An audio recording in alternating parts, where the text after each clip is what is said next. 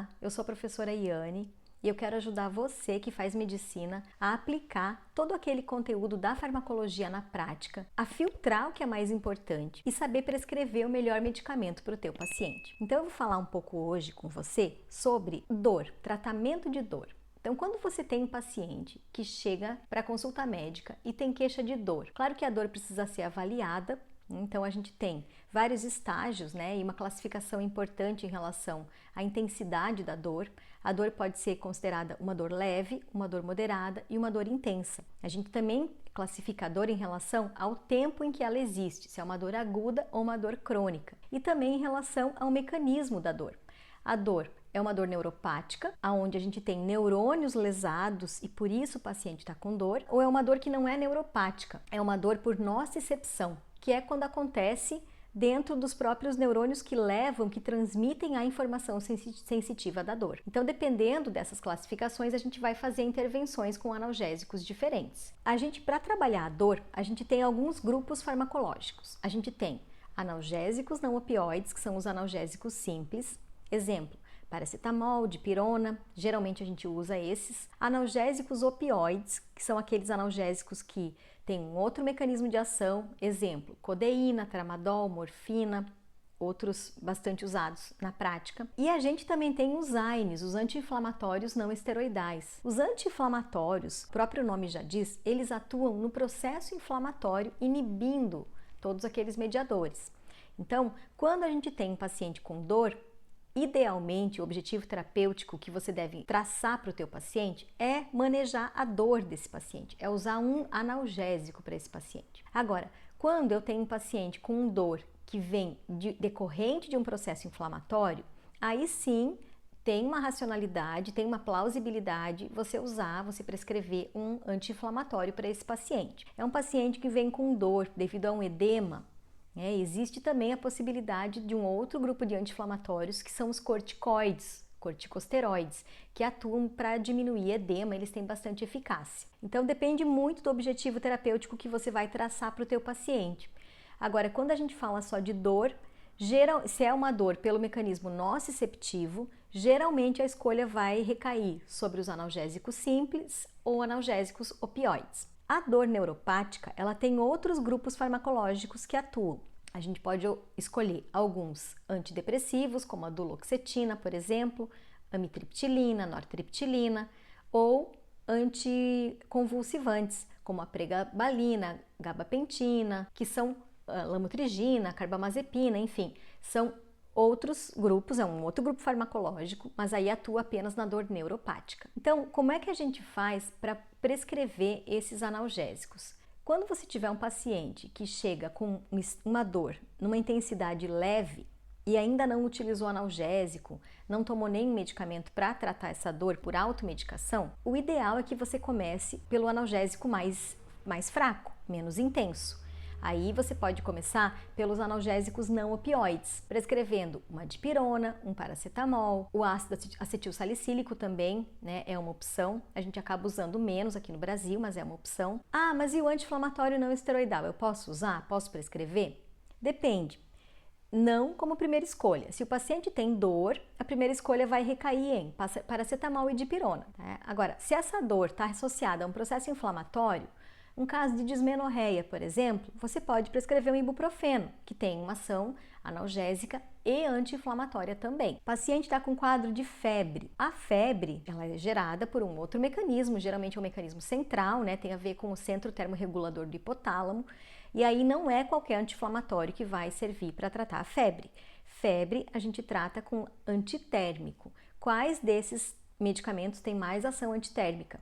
Dipirona e paracetamol. São os dois que inibem a enzima COX do tipo 3, que fica no hipotálamo, nesse centro termorregulador, certo? Bem, vamos voltar para o nosso esqueminha lá da dor. Então, o paciente chega com dor leve, o ideal é usar analgésicos simples. Agora, o paciente começou a usar o analgésico simples, não teve uma resposta, ou a dor migrou, a dor evoluiu, e passou por um estágio moderado, uma escala moderada, aí só analgésico simples se torna insuficiente para manejar a dor, para ter um benefício para o paciente. O que a gente faz então? A gente adiciona um analgésico opioide. esse analgésico opioide precisa começar com aqueles de menor potência. Então, eu não vou escolher aqui um analgésico opioide forte, de muita potência. Geralmente, a gente usa ou analgésico simples, numa dose mais alta, né? Vamos supor que antes eu prescrevi dipirona 500 mg a cada 6 horas. Eu posso aumentar a dose da dipirona para 1 grama a cada 6 horas, que ela tem uma janela terapêutica ampla, ela não causa toxicidade nesse sentido. Ou então eu vou adicionar, junto com a dipirona, eu vou associar um opioide, como a codeína, por exemplo. Então, a codeína, o tramadol, eles são opioides que podem ser prescritos para manejo de dor moderada ou dor leve que não respondeu ao tratamento anterior, dor leve não responsiva, certo? Agora, se você tem um paciente com uma dor intensa ou a dor evoluiu, a dor piorou, mesmo com o tratamento instalado anterior, aí a gente precisa manejar um opioide mais forte, né, para ter uma melhora clínica dessa dor mais intensa. E aí a gente tem as opções. Tramadol também a gente acaba usando, né? Tanto na dor moderada quanto na dor intensa, mas geralmente a gente acaba indo para morfina, oxicodona, né? Que são outros opioides mais fortes. Todos eles são agonistas plenos dos receptores de opioide.